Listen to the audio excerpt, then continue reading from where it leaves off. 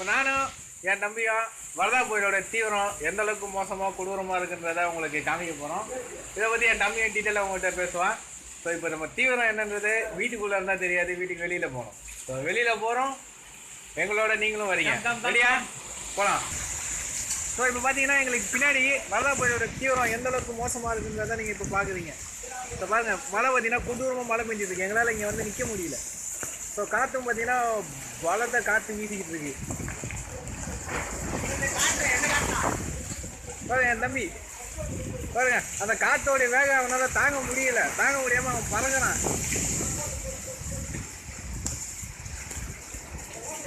So எங்களுக்கு பேடி இருக்கக்கூடிய வீடுகள் சரியா தெரியல. என் தம்பி கூட இப்போ பார்த்தீங்கன்னா பயங்கரமாக குளிர்னு சொல்லிட்டு இருக்கிறான். ஸோ நம்மளால உழுது சிக்கல.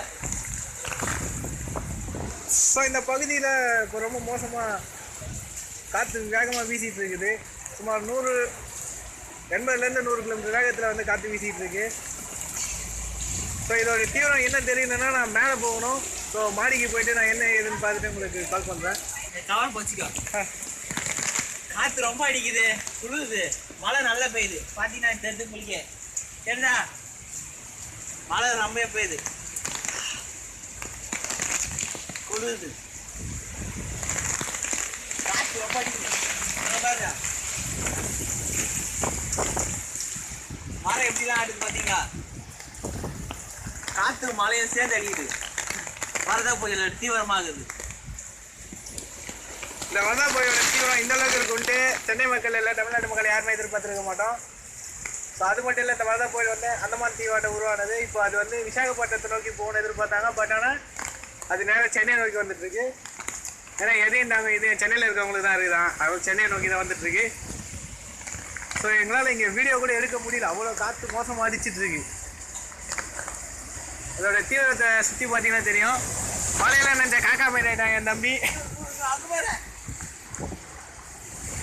காற்றோட தீவிரம் பார்த்தீங்கன்னா உங்களுக்கு நான் சொல்லவே தேவையில்லை.